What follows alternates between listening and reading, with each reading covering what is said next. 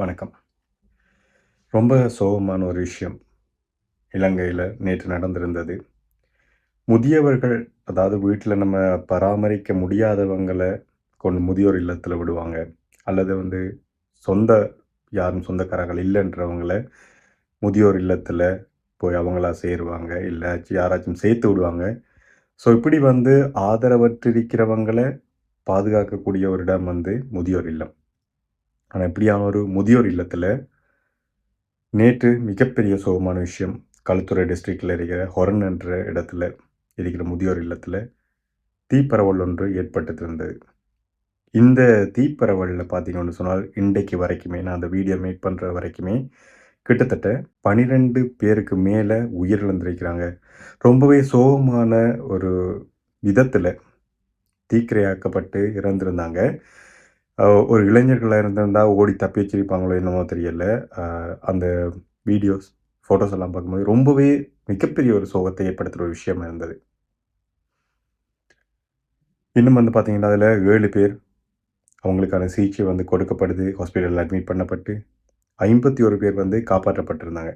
So இப்படியான சிச்சுவேஷன்ல இன்றைக்கு இந்த முதியோர் இல்லத்த நடத்தி வந்த பணிப்பாளர் அவங்க கைது செய்யப்பட்டிருக்காங்க. ரீசன் என்னன்னு பார்த்தீங்கன்னு சொன்னால், இது பிரதேசவாசிகளால் சொல்லப்படுற விஷயம். இந்த தீப்பரவல் நடக்கிற டைம்ல இவங்க அந்த முதியோர் இல்லத்திலிருந்து ஒரு 200 மீட்டர் டிஸ்டன்ஸ்ல இருக்கிற 2 மாடி குடியிருப்பு ஒன்றில தான் இருந்தவங்க. இந்த முதியோர் இல்லத்தில அவங்க இருக்கலன்ற ஒரு விஷயம் பிரதேசவாசிகளால ஹைலைட் பண்ணப்பட்டிருக்குது. இதில இன்னும் ஒரு முக்கியமான விஷயம் பார்த்தீங்கன்னு சொன்னால், நீதிமன்றத்தால சொல்லப்பட்டது. அதாவது இது ஒரு முதியோர் இல்லம் இல்லையா?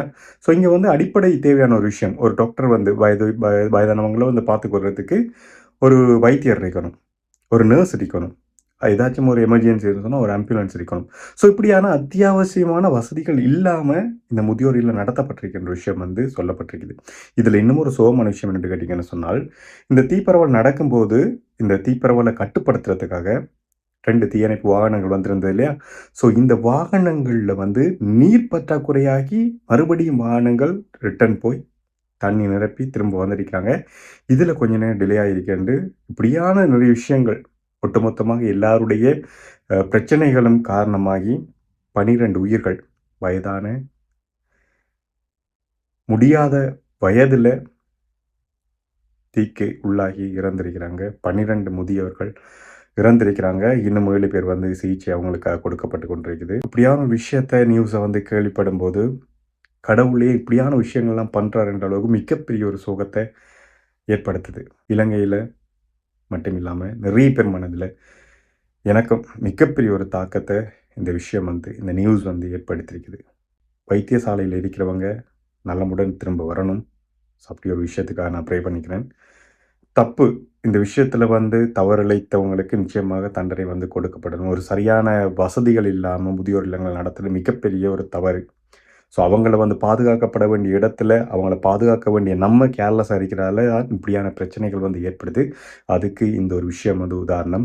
இதுபோல நிறைய வசதிகள் அற்றிருக்கிற முதியோர் இல்லங்கள், சிறுவர் இல்லங்களுக்கு நடவடிக்கைகள் எடுக்கப்படணும். ஸோ இப்படியான விஷயங்கள் நடக்கப்படும்போது தான், இதுபோல இன்னும் நிறைய தவறுகள், இப்படியான விபத்துக்கள் நடக்காம இருக்கிறதுக்கு இது ஒரு எடுத்துக்காட்டா இருக்கணும். ஸோ இதுக்கான ஆக்ஷன் கட்டாயமாக எடுக்கப்படணும். அடுத்த இன்னும் ஒரு அப்டேட்டான வீடியோட நான் உங்கள மீட் பண்றேன். நன்றி.